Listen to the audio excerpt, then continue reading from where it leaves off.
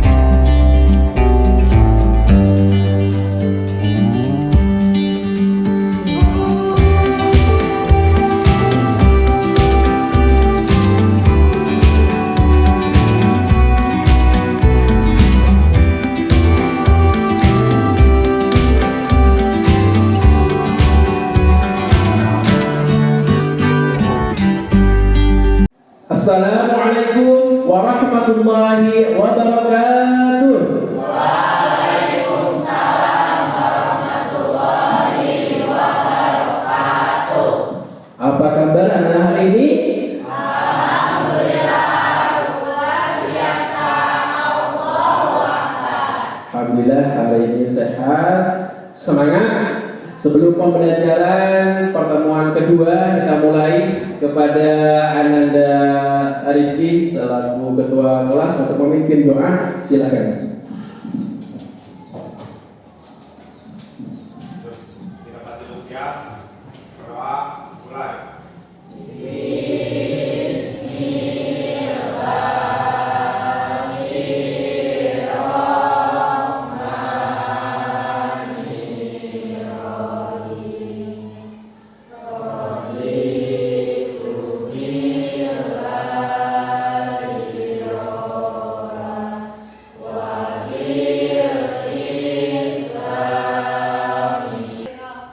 Tika Dwi, Uji Haryanto, Andika Rahman Nagara, Safi. Alhamdulillah, siswa hari ini yang izin satu orang tidak hadir, yang lainnya hadir. Selanjutnya, supaya pembelajaran pada pagi hari ini semangat dan ada giroh untuk belajar, berdiri semuanya dulu. Ya, sambil merapikan baju. Kita lihat dan explain ya. Ya dulu seperti biasa untuk menggelorakan semangat mencintai sekolah kita.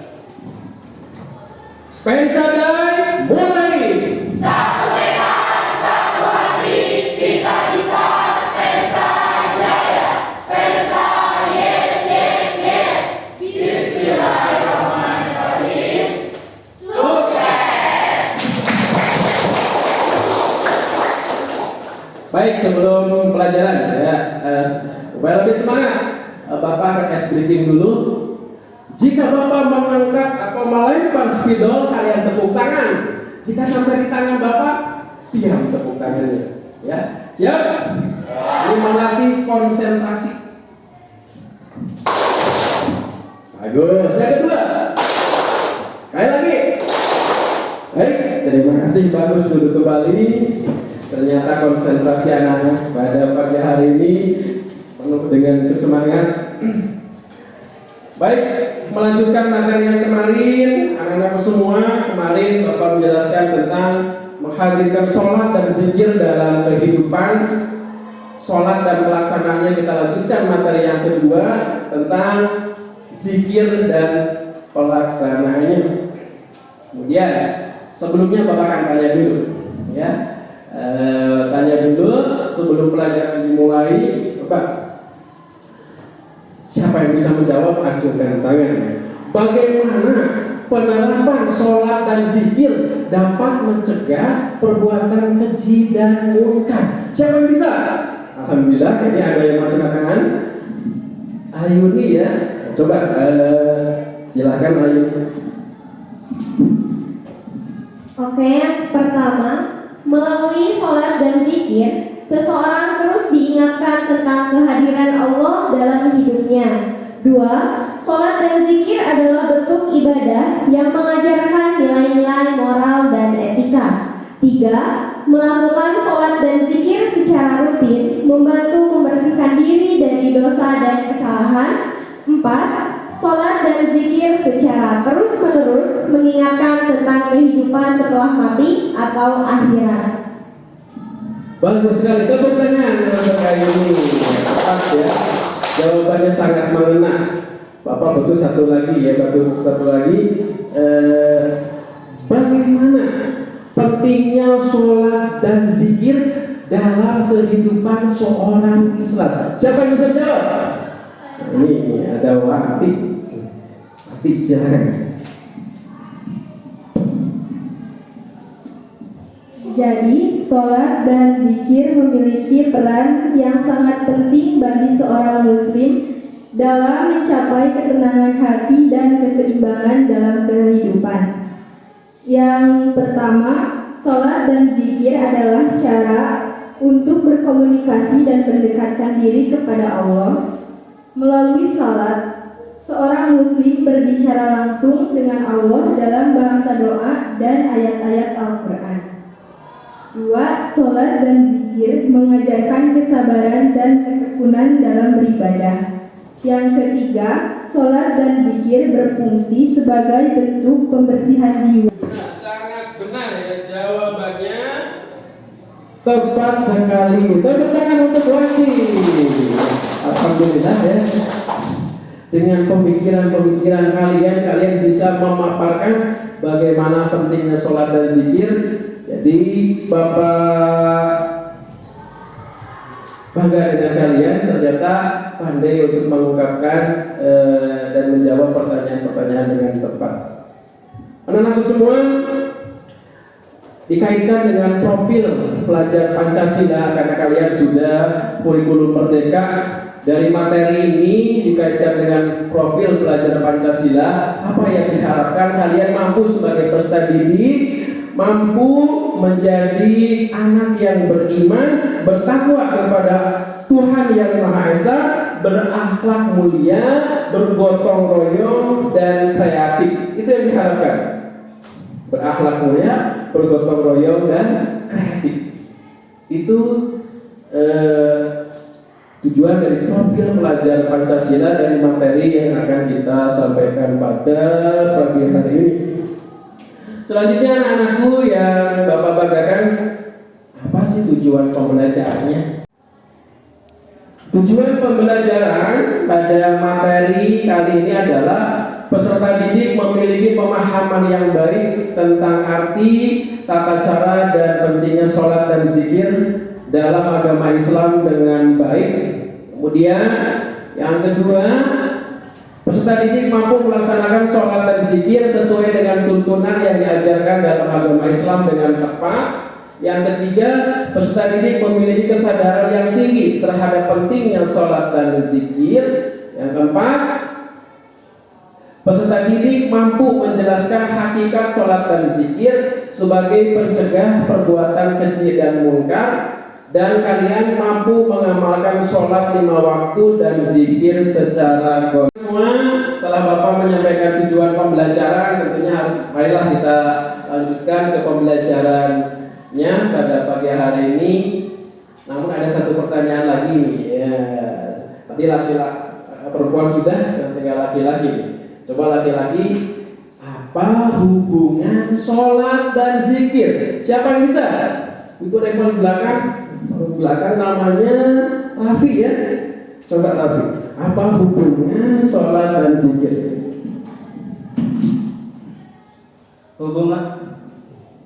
Hubungan antara sholat dan zikir adalah bahwa keduanya merupakan bentuk ibadah dalam agama Islam dan saling melengkapi dalam mendekatkan diri kepada Allah. Sholat adalah kewajiban utama dalam Islam dan merupakan salah satu dari 5 rukun Islam. Sholat adalah ibadah yang dilakukan oleh umat muslim 5 kali sehari pada waktu-waktu yang telah ditentukan. Sedangkan zikir adalah berbicara atau mengingat Allah dengan menyebut namanya. Zikir juga dapat dilakukan secara lisan atau dalam hati. Baik, terima kasih pada Arafi. Ternyata itu hubungan antara sholat dan zikir. Tepuk tangan. Ya, anak-anak PNS cerdas-cerdas ya, bisa menjawab dengan tepat. Baik, selanjutnya Bapak akan sampaikan. Lihat pemaparan di depan. Apa arti dari zikir? Kalian lihat di depan ke tampilan video PowerPoint. Zikir artinya mengingat kepada Allah Subhanahu wa taala dengan cara menyebut namanya. Zikir dapat dilakukan kapan saja, kecuali sedang buang air kecil dan buang air besar. Dengan berzikir, hati kita akan menjadi tenang. Poin pokoknya sholat dan zikir. Zikir membuat hati kita menjadi tenang. Sedangkan sholat adalah sarana komunikasi kalian dengan Allah. Dengan zikir, hati menjadi tenang. Selanjutnya, setelah kita sholat, ini kita kaitkan dengan materi sholat yang kemarin, tentunya dilanjutkan dengan zikir. Bacaan apa?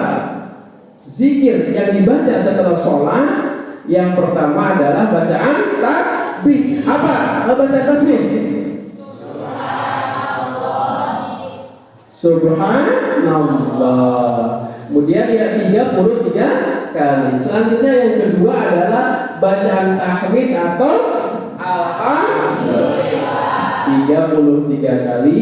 Selanjutnya bacaan takbir atau Allahu Akbar sebanyak 33 kali. Dilengkapi, dilanjutkan dengan bacaan tahlil atau zikir yang paling mendekatkan diri kepada Allah, yaitu bacaan La ilaha illallah sebanyak 33 kali. Kalau kamu lakukan tiap sholat dengan ikhlas, khusyuk, zikir, maka hati menjadi tenang. Setelah zikir, kalian tutup dengan doa. Jadi habis sholat jangan langsung Assalamualaikum, Assalamualaikum, langsung lari. Zikir dulu, mengingat kepada Allah Subhanahu wa ta'ala.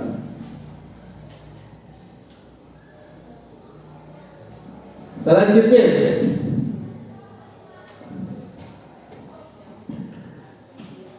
apa sih manfaat dari zikir itu sendiri? Tentunya apa yang kita lakukan ada manfaat. Yang pertama, jika kalian melaksanakan zikir dengan konsisten, mendapatkan ampunan dari Allah Subhanahu wa ta'ala. Yang kedua, senantiasa mensucikan, mengagungkan dan mengesahkan Allah Subhanahu wa taala. yang ketiga, Disiplin dalam segala hal. yang keempat,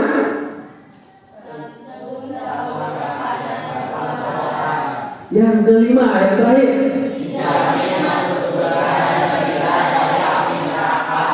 yang terakhir tentunya dengan zikir hati tenang, dunia bahagia, di akhirat dijamin terhindar dari api neraka. Itu surga yang kita impikan dan terhindar dari api neraka. Itu anak-anak semua manfaat dari zikir.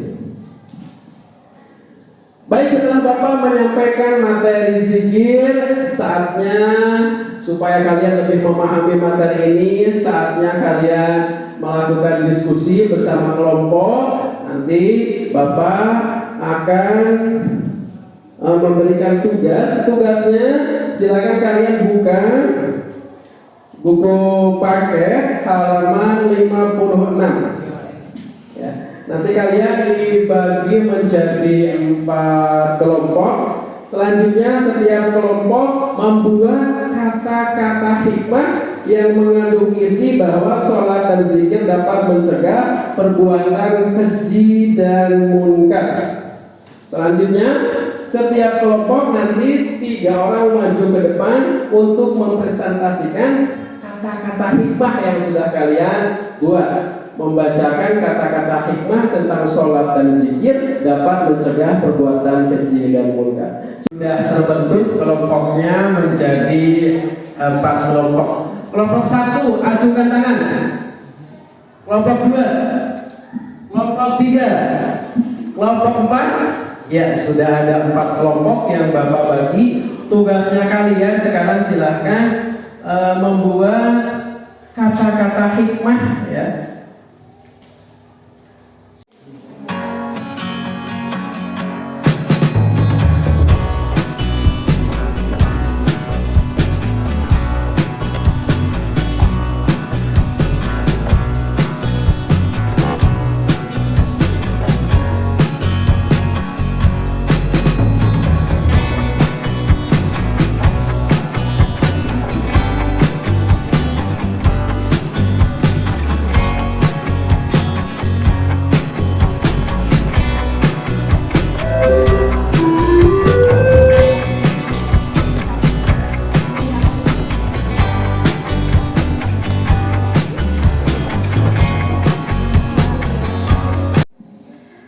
Hasil diskusi kelompok 1 tentang mencari kata-kata hikmah yang mengandung isi bahwa sholat dan zikir dapat mencegah perbuatan keji dan munkar adalah: sholat dan zikir, 2 jalan menuju cahaya hati. Keduanya mengajarkan saat ku berkomat kamit, gelap tak berdaya. Kala zikir meretap, nafsu pun terbantai. Dan saat sholat bertasbih, dosa tak mampu menghampiri. Kedekatan padanya mencegah maksiat dan kegelapan.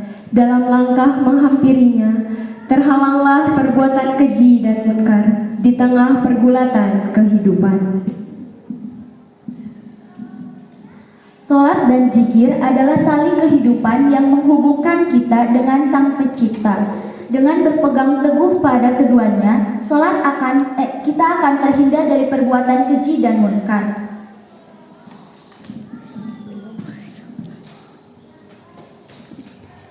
Ketika hati diliputi oleh sholat dan zikir, maka kejahatan akan sulit merasuk ke dalamnya. Jadikanlah keduanya sebagai penguat untuk menjauhkan diri dari perbuatan keji dan munkar. Sholat dan zikir adalah obat penawar bagi jiwa yang lemah.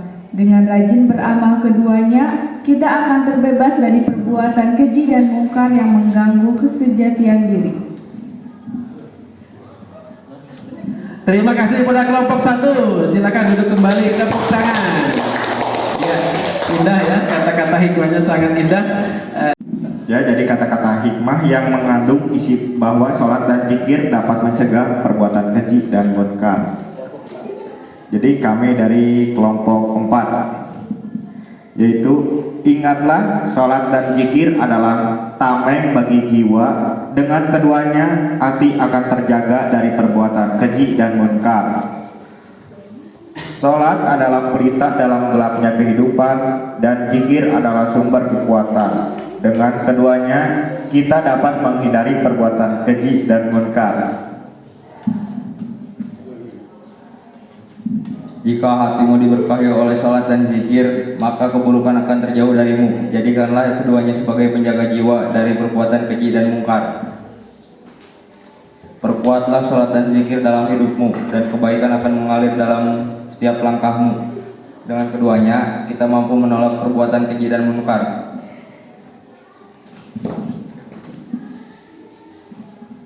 Sholat dan zikir adalah senjata ampuh untuk melawan godaan dan hawa nafsu. Dengan menggunakannya, kita dapat menjaga diri dari perbuatan keji dan munkar. Jika sholat dan zikir menjadi kebiasaan dalam hidupmu, maka perbuatan keji dan munkar akan terasa asing bagimu. Tingkatkanlah keduanya untuk menjaga hati tetap bersih dan terhindar dari segala bentuk kejahatan. Terima kasih pada kelompok 4, tepuk tangan. Silakan kembali ke tempat duduk. Ya.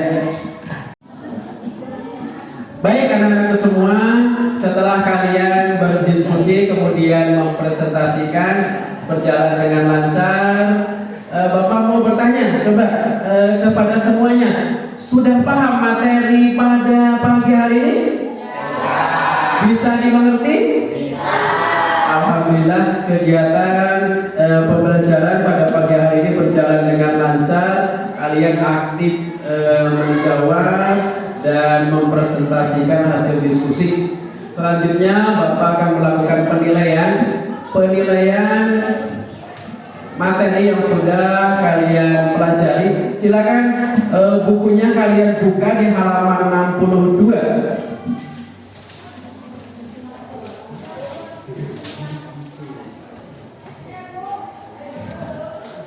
Ini tugas rumah, nanti tugasnya dibawa ke rumah, dikerjakan di rumah masing-masing. Kemudian kita akan samakan tugas yang Bapak berikan pada halaman 62 pada pertemuan berikutnya.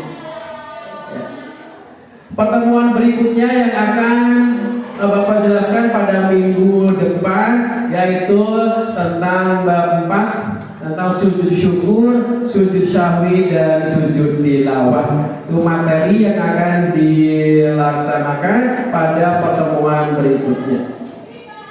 Jangan lupa tugas yang Bapak berikan dikerjakan. Minggu depan kita akan bahas dan nilai oleh Bapak. Alhamdulillah rangkaian kegiatan pembelajaran pada pagi hari ini berjalan dengan baik dan lancar. Supaya mendapat barokah dari Allah, kita tutup pertemuan pada pagi hari ini. Silahkan kepada ketua kelas untuk memimpin doa penutup akhir belajar. Silahkan pada ketua kelas. Tempat dulu, siap. Doa, mulai.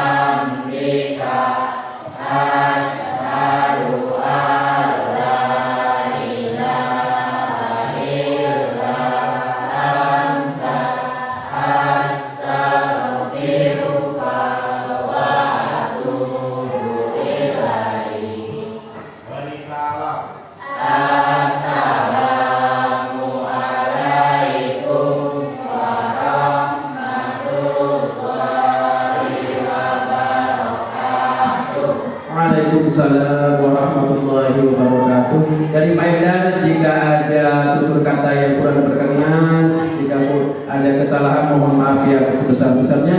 Wabillahi taufiq wal hidayah. Assalamualaikum warahmatullahi wabarakatuh.